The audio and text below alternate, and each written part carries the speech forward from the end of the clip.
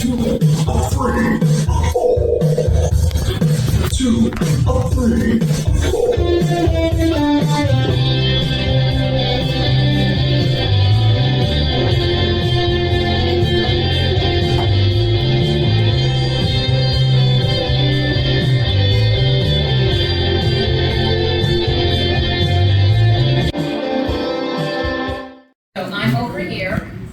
I'm Eileen Healy. I'm the Executive Director of Independence Northwest. We are based in Naugatuck, Connecticut, and we serve the 44 towns known as the northwest corner of Connecticut.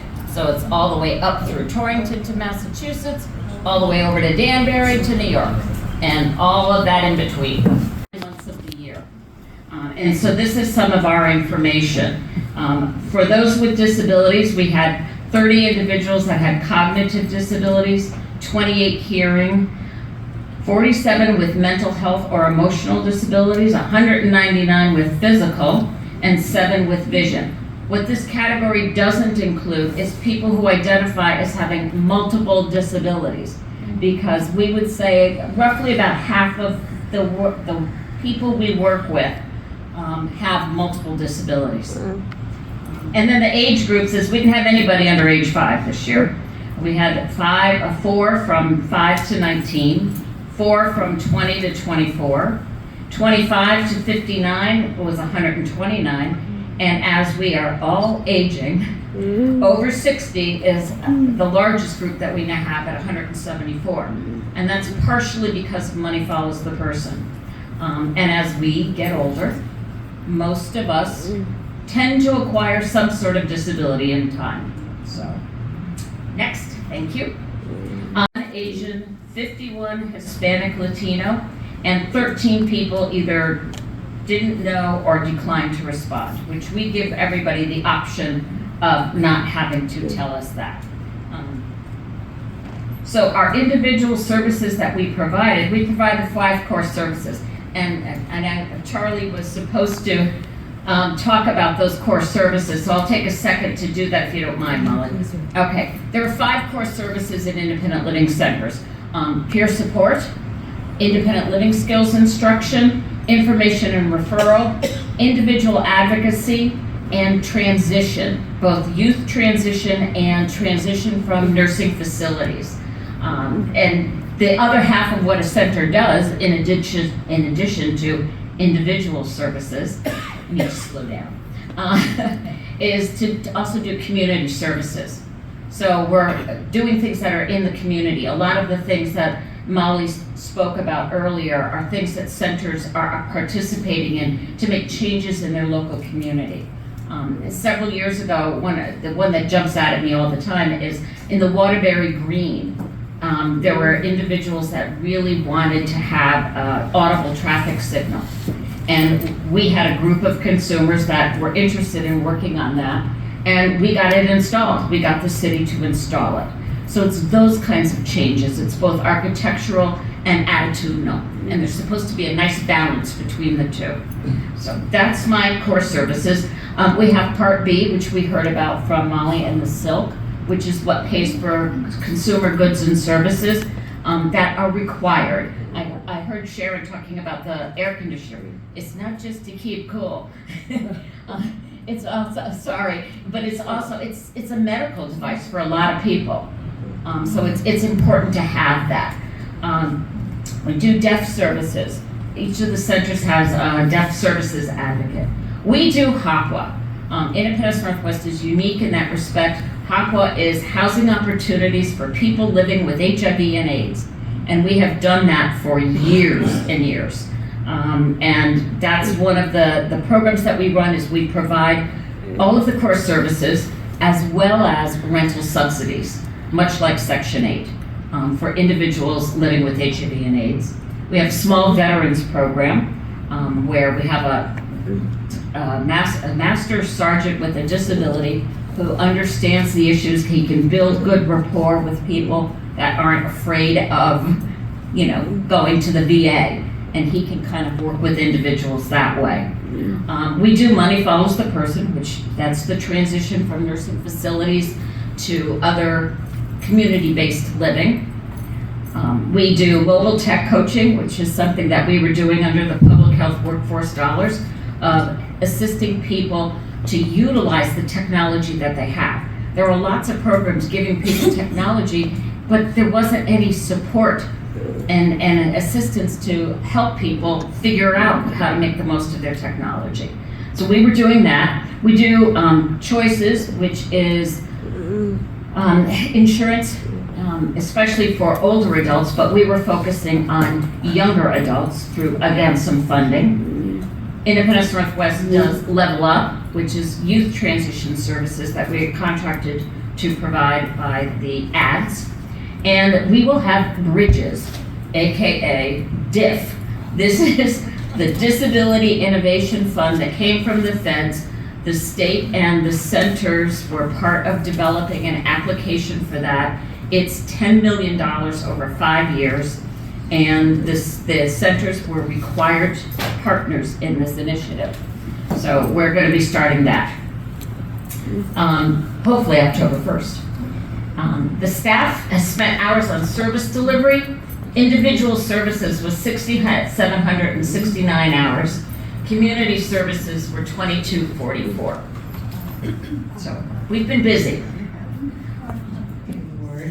Is presented to a legislator who has supported legislative efforts to promote independent living in Connecticut. The recipient of this year's award is State Representative Mike Demicco. And a little about Mike. So Mike has served in the General Assembly for 12 years, since 2012. He's the representative for Farmington and Unionville's 21st Assembly District, with a long history of public service, including serving on the Farmington Town Council, various committees at UConn, and many committees of the General Assembly. He's a former school teacher, teaching history to junior high and high school students. For those of us who know Mike, he's just our champion. He has been supportive of our efforts, helping to train most of our partners in policymaking graduates who went through legislative training, as well as the LEND students who are at UConn, always willing to step in and teach them a little bit about the policymaking process and effective strategies for working with policymakers. He's always ready to support disability advocacy issues. He lends significant support to legislation that addresses accessible health care, the Task Force on Accessible Diagnostic Medical Equipment, and the landmark wheelchair repair legislation. He always has an ear for our issues, lending his insights as well as his efforts to move critical disability issues forward. He is truly a champion of disability rights. His daughter is here, and I'm smiling at her because you should be really proud of him. He does phenomenal work. So, in recognition of his enduring legislative support to improve the lives of people with disabilities in Connecticut, we are proud to present this year's Legislative Advocacy Award to State Representative Mike Demicco.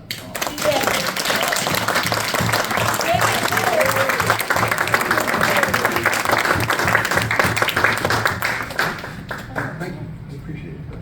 Thank you so much. Thank you. Good job, Mike. Hey, thanks. So I'm going to take the liberty of saying a few words, realizing that the most dangerous thing in the world is to give a microphone to a politician, as they say, but a public servant is the way I prefer to phrase it. But I'm really grateful for this award. I cannot tell you how much this means to me, Molly and Gretchen and everybody else. When you mentioned my daughter, I immediately thought of that expression that no man is a hero to his own family. So I appreciate they just know me. She just knows me as Dad. But thank you for your kind words and for this award. So I have to say that this is lovely, but I really feel that this is not my award alone. This award should really go to every single person in this room and to so many other people throughout the state of Connecticut who have worked diligently, tirelessly over the years to advance the cause of independent living and to make our laws fair and equitable for people with disabilities. And that's really all that we have asked for for many years is for equality, for equity, and to make sure that people with disabilities get to enjoy the same freedoms and the same benefits of everyone else that lives in our society. And that's what I've always strived to do.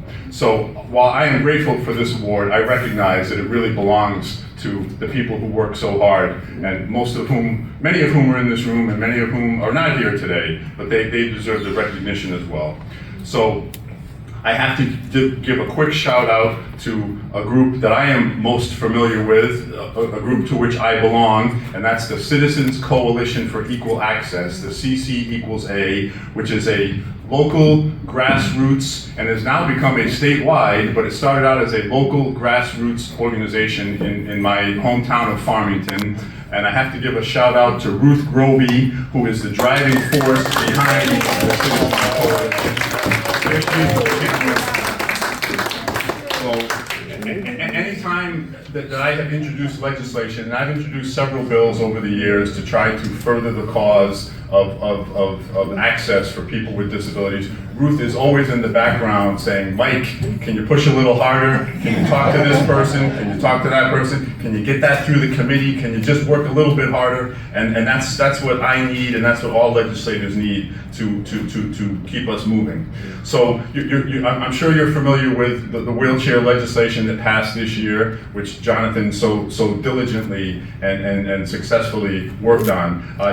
You're familiar, I'm sure, with the legislation that we did this year with regards to access to medical diagnostic equipment.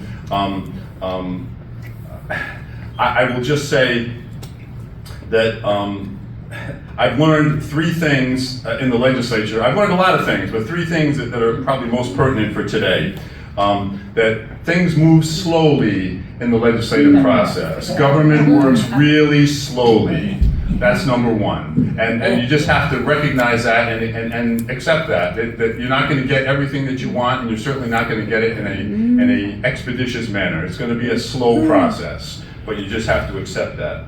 The second thing I have learned is that the disability community has become a real force in Hartford, a real force at the state capitol. And that is due to the efforts of the people in this room and the people outside of this room who have really taken it upon themselves to be advocates, strong advocates for the causes that they are working for. The third thing that I have learned, and it really is gratifying, I have learned that my fellow legislators are finally listening and responding. So for so many years, it was easy to kind of push things into the background. Oh yeah, well, we'll get to that eventually, and well, we don't have the money to do that. We don't have the resources to do that. Okay, it's not issues such as the ones that Jonathan and I worked on this year and in previous years are now getting to the forefront. So you really have made a difference because of your advocacy, your tenacity, and just your forthrightness in telling my fellow legislators and government officials that we need to do the right thing. So the reason I say all this is because we need to go forward into the future. And as Jonathan pointed out earlier, we're not done. We're not even close to being done. Our goal is to build on the successes that we've had over the last several years, not rest on our laurels, but to build on those successes, and next year and the year after that and the year after that, to keep pushing for what is fair, what is just, and what is right. So I encourage all of you to keep up the pressure. I will certainly be of any assistance that I can be, but it's up to you to keep up the pressure. The one goal that I always keep in mind, and I think that you have the same goal, is to make people's lives better. Very simple goal, make people's lives better. And by doing what you do, and by helping me to do what I do, we are slowly getting there. So I thank you. I cannot tell you how gratified I am, how thrilled I am to get this award, but it really belongs to all of you. Thank you very much.